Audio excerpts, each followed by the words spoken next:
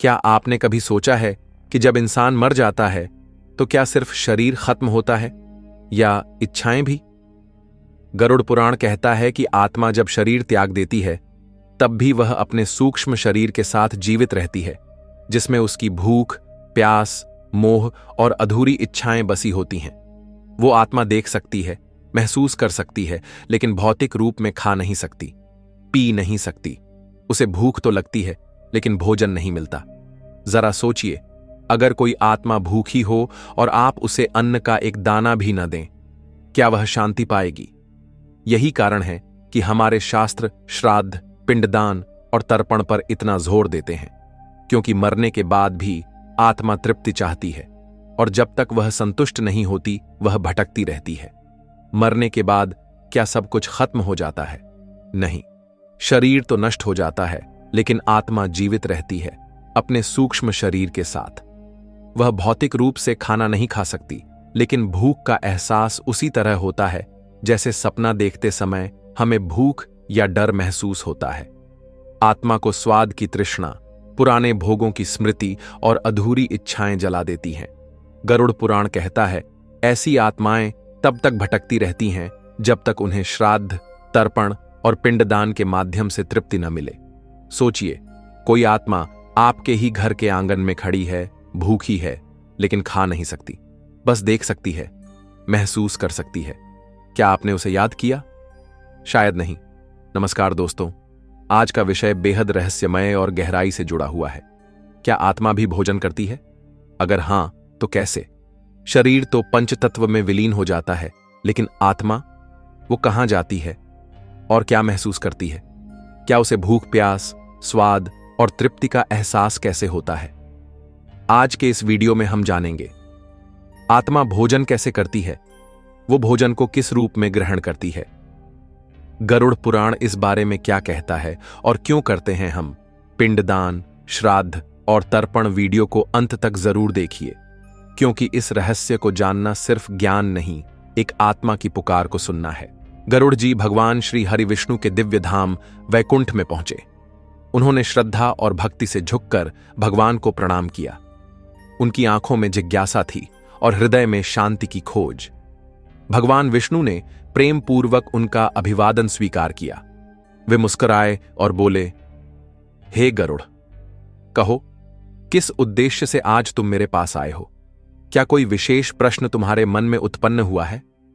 गरुड़ जी ने विनम्र स्वर में कहा, हे प्रभु, मैं जानना चाहता हूं कि जब यह देह समाप्त हो जाती है तब आत्मा की क्या गति होती है? मृत्यु के बाद जीव के साथ क्या होता है?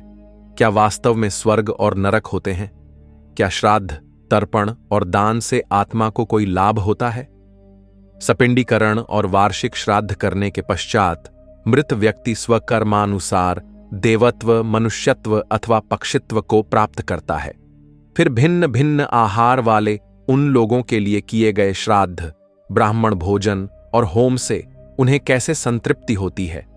अपने शुभाशुभ कर्मों के द्वारा प्राप्त हुई प्रेत योनि में स्थित वह प्राणी अपने संबंधियों से प्राप्त उस भोज्य पदार्थ का उपभोग कैसे करता है? श्राद्ध की आवश्यकता तो मैंने अमावास्यादि तिथियों में सुनी है, यह बतलाने की कृपा करें। श्री भगवान ने कहा, हे पक्षीराज, श्राद्ध प्रेत जनों को जिस प्रकार से तृप्ति प्रदान करता है उसे सुनो। मनुष्य अपने कर्मानुसार यदि देवता हो जाता है तो श्राद्धान्न अमृत होकर उसे प्राप्त होता है, तथा वही अन्न गंधर्व योनि में भोग रूप से और पशु योनि में तृण रूप में प्राप्त होता है। वही श्राद्धान्न नाग योनि में वायु रूप से, पक्षी की योनि में फल रूप से और राक्षस योनि में आमिष बन जाता है। वही श्राद्धान्न दानव योनि के लिए मांस, प्रेत के लिए रक्त, मनुष्य के लिए अन्न पानादि तथा बाल्यावस्था में भोगरस हो जाता है। गरुड़ ने कहा, हे स्वामिन, इस लोक में मनुष्य के द्वारा दिए गए हव्य कव्य पदार्थ पितृलोक में कैसे जाते हैं? उनको प्राप्त कराने वाला कौन है?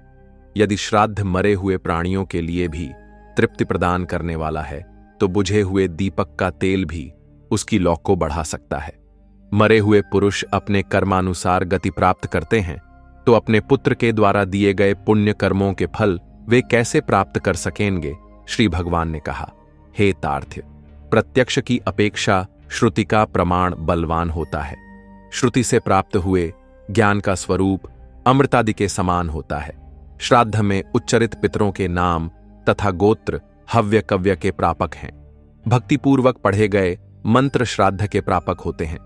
हे सुपर्ण, ये अचेतन मंत्र कैसे उस श्राद्ध को प्राप्त करा सकते हैं, इस विषय में तुम्हें संशय नहीं रखना चाहिए। अस्तु, इसे समझने के लिए मैं तुम्हें दूसरा प्रापक बता रहा हूं। अग्निश्वात्त आदि पितृगण उन पितरों के राजपद पर नियुक्त हैं। समय आने पर विधिवत प्रतिपादित अन्न अभीष्ट पितृपात्र में पहुंच जाता है। जहां वह जीव रहता है वहां ये अग्निश्वात्त आदि पितृदेव ही अन्न लेकर जाते हैं। नाम गोत्र और मंत्र ही उस दान दिए गए अन्न को ले जाते हैं। शतशः योनियों में जो जीव जिस योनि में स्थित रहता है उस योनि में उसे नाम गोत्र के उच्चारण से तृप्ति प्राप्त होती है। संस्कार करने वाले व्यक्ति के द्वारा कुशाच्छादित पृथ्वी पर दाहिने कंधे पर यज्ञोपवीत करके दिए गए 3 पिंड उनय पितरों को संतुष्टि प्रदान करते हैं। पितर जिस योनि में जिस आहार वाले होते हैं उन्हें श्राद्ध के द्वारा वहां उसी प्रकार का आहार प्राप्त होता है। गायों का झुंड तितर बितर हो जाने पर भी बछड़ा अपनी माता को जैसे पहचान लेता है, वैसे ही वह जीव जहां जिस योनि में रहता है वहां पितरों के निमित्त ब्राह्मण को कराया गया श्राद्धान स्वयं उसके पास पहुंच जाता है। पितृगण सदैव विश्वेदेवों के साथ श्राद्धान ग्रहण करते हैं। यही विश्वेदेव श्राद्ध का अन्न ग्रहण कर पितरों को संतृत करते हैं। वसु, रुद्र, देवता, पितर तथा श्राद्ध देवता श्राद्धों में संतृप्त होकर श्राद्ध करने वालों के पितरों को प्रसन्न करते हैं। जैसे गर्भिणी स्वी दोहद गर्भावस्था में विशेष भोजन की अभिलाषा के द्वारा स्वयं को और अपने गर्भस्थ जीव को भी आहार पहुंचाकर प्रसन्न करती है, वैसे ही देवता श्राद्ध के द्वारा स्वयं संतुष्ट होते हैं और पितरों को भी संतुष्ट करते हैं। श्राद्ध का समय आ गया है, ऐसा जानकर पितरों को प्रसन्नता होती है। वे परस्पर ऐसा विचार करके उस श्राद्ध में मन के समान तीव्र गति से आ पहुंचते हैं। अंतरिक्षगामी वे पितृगण उस श्राद्ध में ब्राह्मणों के साथ ही भोजन करते हैं। वे वायु रूप में वहां आते हैं और भोजन करके परम गति को प्राप्त हो जाते हैं।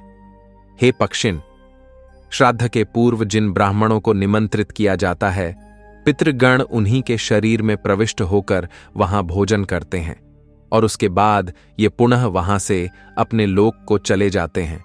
यदि श्राद्धकर्ता श्राद्ध में एक ही ब्राह्मण को निमंत्रित करता है तो उस ब्राह्मण के उदर भाग में पिता, वाम पार्श्व में पितामह, दक्षिण पार्श्व में प्रपितामह और पृष्ठ भाग में पिंडभक्षक पितर रहता है। श्राद्ध काल में यमराज प्रेत तथा पितरों को यमलोक से मृत्युलोक के लिए मुक्त कर देते हैं। हे काश्यप, नरक भोगने वाले भूख प्यास से पीड़ित पितृजन अपने पूर्व जन्म के किए गए पाप का पश्चाताप करते हुए अपने पुत्र पौत्रों से मधु मिश्रित पायस की अभिलाषा करते हैं। अतः विधिपूर्वक पायस के द्वारा उन पितृगणों को संतृप्त करना चाहिए। तो मित्रों, आज की वीडियो यहीं तक। आशा है कि आपको आत्मा, भूख और श्राद्ध से जुड़ी ये गूढ़ बातें समझ में आई होंगी।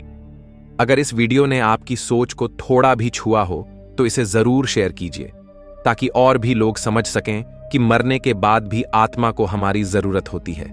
वीडियो को लाइक करें, चैनल को सब्सक्राइब करना न भूलें और कमेंट में जरूर बताएं, क्या आपने कभी ऐसा अनुभव या सपना देखा है जहां कोई आत्मा आपसे कुछ मांग रही हो? फिर मिलेंगे एक और रहस्यमय और ज्ञान से भरे विषय के साथ। जय पितृदेवता। ओम शांति।